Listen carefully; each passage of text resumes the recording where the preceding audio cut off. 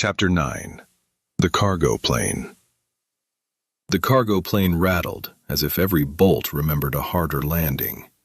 Lena sat on a narrow jump seat with her knees braced against a crate of boxed surgical masks. The straps across her chest bit hard enough to leave marks. Cargo netting swayed overhead. Somewhere behind her, the two transport cases holding NEP-001 and NEP-000 were locked into a medical frame and cinched down with orange webbing. Matt had wedged himself between a duffel and a pallet of portable monitors, one hand on his field recorder and the other on the armrest, as if either could keep the plane in the air. Ortega sat across from him, loose and still, a pistol under her jacket and the old phone face down on her thigh. Ezra had borrowed a tablet from Calder and spread 3 printed sheets across his lap. The former seminarian, who now reviewed Veritas ethics, read with the grim patience of a man looking for sin in fine print. Calder stood near the cockpit bulkhead, speaking to the pilot. Iris's father, the man whose money had built every door they were now running through. He kept his face turned away from Iris's photograph, because one more glance would make him useless. Julian Calder Vance had built companies by believing speed could be made moral if enough smart people signed the forms. Move before disease moved. Cut delay. Remove friction. Fund the room where the impossible answer might arrive 1 year earlier. He had called that mercy. Then Iris had put both hands over her ears in a grocery store and asked him why the walls were angry. And he had taken her to the people with sensors instead of carrying her outside and letting the question remain unanswered. Now his daughter was somewhere ahead of him in the dark, and every mile south felt paid for with a sentence he had approved.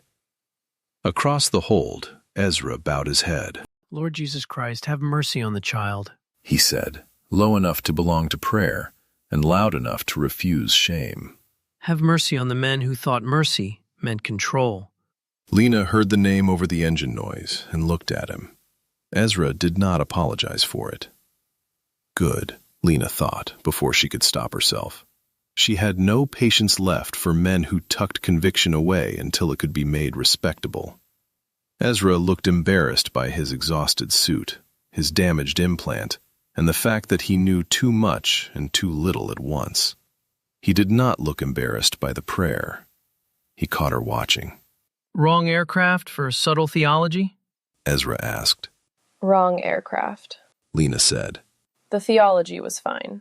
For the first time since the lab, his mouth tried and failed to smile. It was gone quickly. So was hers. Lena had made 3 custody entries before takeoff and hated all of them. Removed under threat. Original jurisdiction unresolved. No destructive analysis authorized. Current custodianship emergency only, and witnessed by 4 named adults. The last line looked ridiculous inside a plane running from armed men. She wrote it anyway. Calder's counsel had given her 1 Peruvian cultural patrimony contact before the signal died. A name was not permission. It was only 1 correct door they had not reached yet. The plane dropped. Matt made a sound he clearly meant to keep private. "Still useful?" Lena asked. "Not emotionally," Matt said. He clipped a contact microphone to the metal frame around the skull cases. "Technically, maybe. "What are you measuring?" Whether the cases start singing again. I loaded this for a sound job tonight. It is what I have." "Keep the volume down." On the recorder or on me? "Both." The engines thrummed through the floor. 2 pitches beat against each other, slow and nauseating, until the aircraft seemed to breathe. Calder's tablet chimed. Every adult in the hold looked at it because no device on the plane should have known how to ask for attention. Ortega rose halfway from her seat. "Do not answer." Calder turned the screen toward her. The incoming channel had no name, only an old Veritas clinical seal and 1 line of text. "We do not answer to the afraid." The call opened before Calder touched it. Voss's face appeared in a narrow video window, badly lit and too calm. Behind him, somewhere out of frame, a child sobbed in short, exhausted bursts. "Julian," Voss said. "Dr. Ariston. Mr. Kane." Lena did not greet him. Whose child is that? "A patient whose file has spent 6 hours waiting for approval from frightened adults." She is not a proof. "No," Voss said. "She is a clock." Ortega took the tablet from Calder, killed the call, removed the battery, and wrapped both pieces in a foil emergency blanket from the medical crate. She wedged the bundle under her boot. He can track that? Matt asked. He already tried. The child's last cry seemed to remain in the hold after the screen went dark. Lena wrote one more custody line because rage needed somewhere to go. No child is a clock. Then she wrote 3 field rules below it. Old spaces amplify what enters. Interfaces can act before refusal becomes speech. A living no breaks the cleanest path. Ezra added a 4th in pencil. Created things hold marks. They do not commit sins. Under it, smaller. Romans 8. The creature itself shall be delivered from the bondage of corruption. Lena read the line, then added 1 sentence in the margin. The wounded house has a voice. The voice is not the wound. Matt read upside down. That is science adjacent and terrifying. It is a field rule, not a thesis. Lena said. Nobody treats a response as permission. Nobody lets an interface answer first, and nobody asks Iris to complete a circuit. Calder looked at the 3rd line as if it had accused him by name. Iris is not a Nephilim, Lena said. She is a child caught where an old pattern survived, and Voss wants to make that useful. Calder looked down. Useful is how I lost the word daughter. Before we land, use nouns. Lena said. Calder turned from the cockpit. Which nouns? Veritas, Aegis, Shepherd, Iris's route, all of it. He looked at the dead tablet under Ortega's boot. 5 days until launch. Calder said. Maybe 6 if Council stalls. Veritas built the rooms. Aegis is the retail product that ships next Monday. Shepherd is the church packet that goes out the Sunday before. If Voss still owns the story by then, every consent form after that arrives already translated for him, on a store shelf and from a pulpit. The number changed the hold. Matt looked from Calder to Ortega. Veritas is the building. Aegis is the store. Shepherd is the church. Clean enough. Ortega said. And custodies? Door watchers. Ortega said. Not Vatican police. Not a church office. Older than Rome. Abrahamic before it was Christian anywhere. Some cells are Catholic, some are not Christian at all. We keep doors from becoming altars. That is still a lot, Matt said. It is enough for tonight. Lena kept her eyes on Calder. Skull 1 came from Tessa's Paracas survey. Skull 0 was hidden in Austin. Your system knew my sample ID before I released it.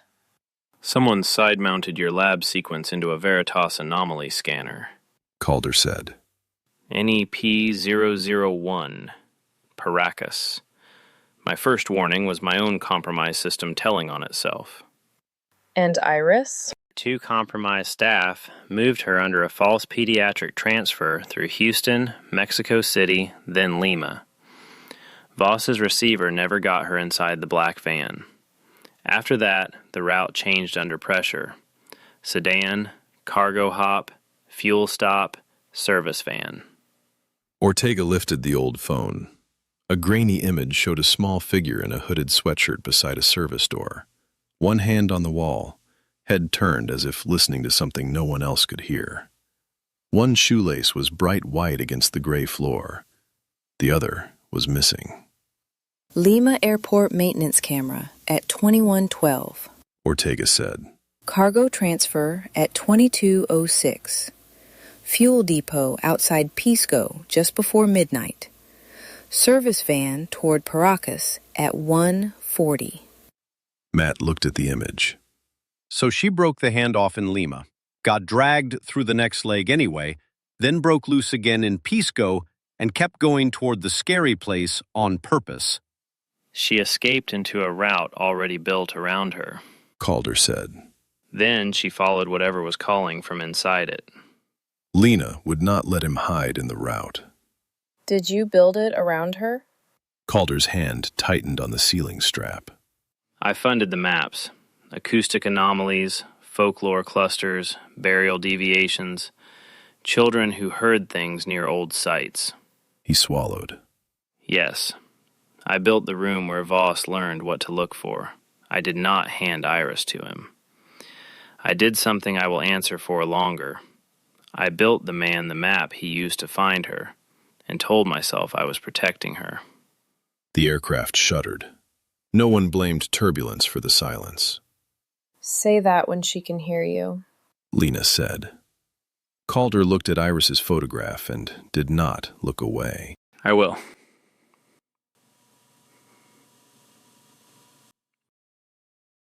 Why this plane? Matt asked. Because my normal plane is watched. Calder said. By Veritas? And Voss's people. Anyone else can wait until we land. The contact mic gave a soft pop through Matt's headphones. He straightened. Case frame picked up a standing tone. From the engines? Lena asked. Mostly, but not only. The engine beat is wide and messy. This is narrow. Frequency? Low. The ratio is the weird part. Same family as Tessa's textile notes. Lena said. Close enough to keep moving, not clean enough to trust. The pilot called something through the cockpit door. Calder listened, answered, then came back with one hand braced against the wall. Descent in 20 minutes. Coastal strip first, then trucks. Lena said. One clean answer before the wheels touch. Tessa, did she know you funded her survey? Not at first. When she found the money trail, she tried to separate the Ariston repository from us. From Veritas. From me. Because she knew you were dangerous. Because she knew I could get things done, and that men like me begin to mistake access for virtue. Ezra looked up from the page. She was not wrong. Lena heard her father in it, the line he had left her, like a key she kept losing and finding. The problem was never what we could discover. It was whether we were wise enough to deserve it. Lena looked past Calder to the cases, Skull 1 and Skull 0. The first sent by Tessa, the second hidden badly enough that every later claim bent around it. Iris comes first, Lena said. The remains come second. Then a record that can stand in court. Calder looked away first. Understood. Say it into the recorder. Matt lifted the recorder from his lap. Calder gave his legal name and the ugly facts in one take. When he finished, Lena wrote the file number down without making the plane any more lawful than it was. For what it is worth, that tracked, Matt said. Ezra did not add a footnote or a warning. He only met Lena's eyes across the rattling hold and let the ugly record stay ugly.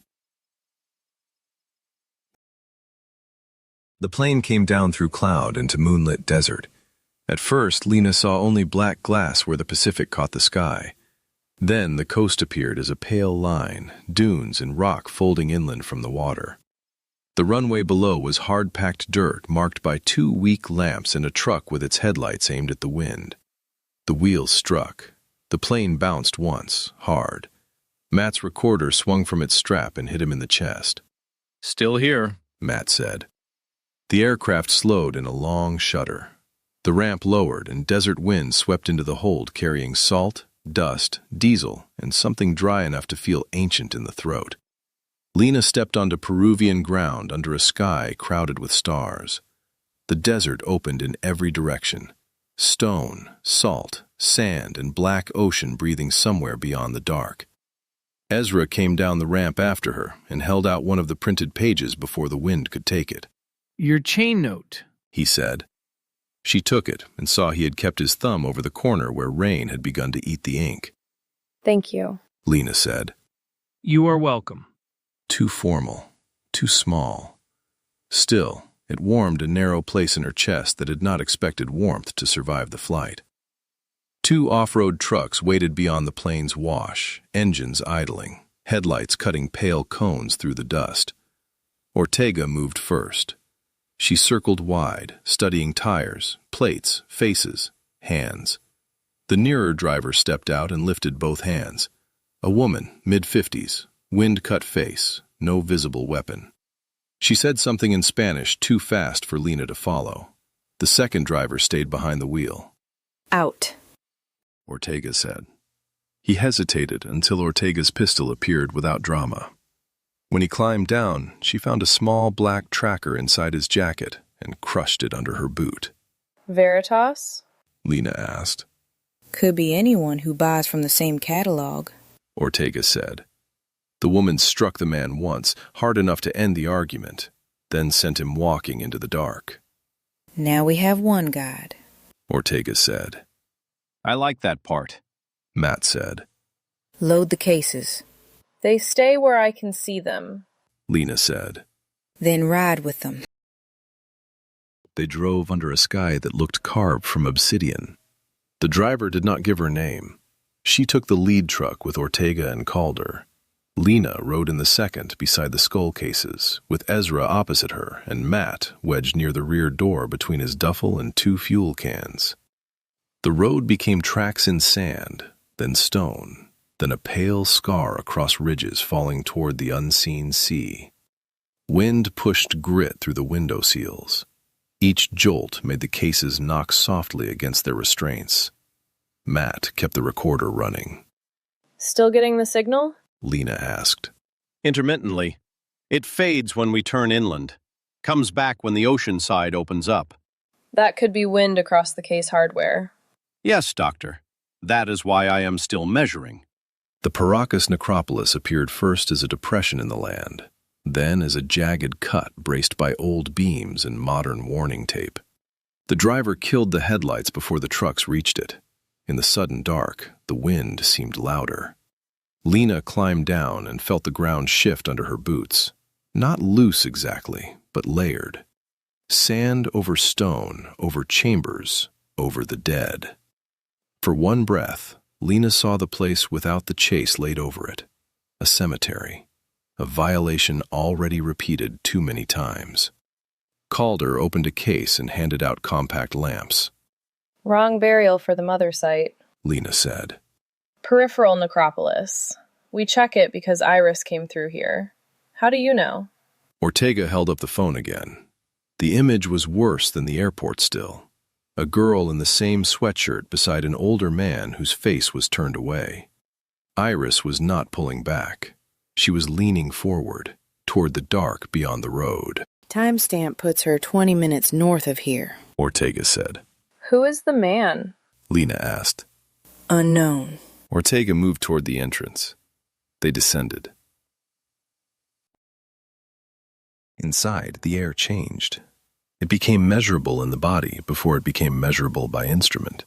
Cooler against the skin, denser in the lungs, quieter around the edges of sound. Their lamps cut through ochre dust and found old walls, broken wrappings, niches where the dead had once been arranged by people who believed nothing human vanished casually. Elongated skulls rested in several alcoves, their shapes the result of cranial binding, ritual, status, beauty, grief. Human practices. Human hands. Lena held on to that. Then her light found the empty place. An alcove had been cleaned too neatly. No scatter of fabric, no collapse pattern, no ordinary looter's mess. A thin rectangle of darker dust marked where a storage plaque had once been fixed to stone. This is not NEP 000. Lena said. No.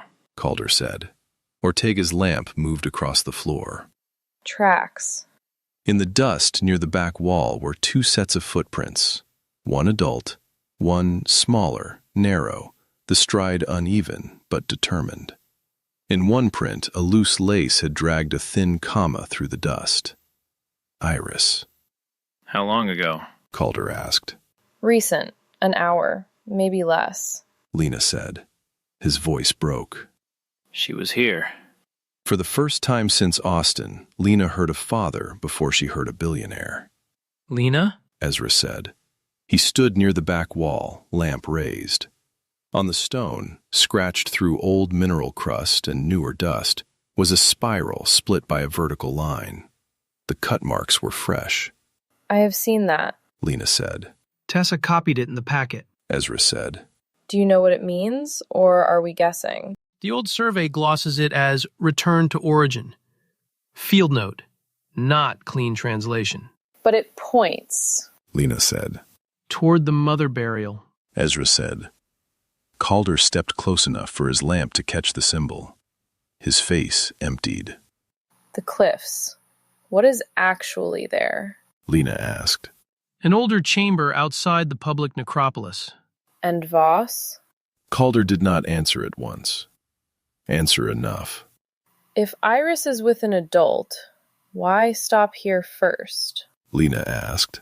To confirm the route, Calder said. Or to make us confirm it for him. Ezra said.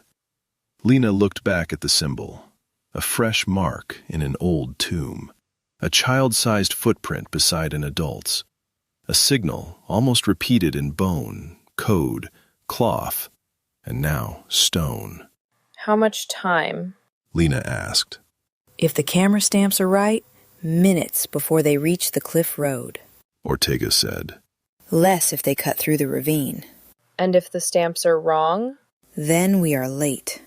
Calder turned toward the passage. Iris is not running anymore. No. Lena said. She lifted her lamp from the symbol to the exit, where wind moved dust across the threshold like breath. She is following. And somewhere beyond the necropolis, under the cliffs above the Pacific, something old enough to be mistaken for a grave was waiting for her.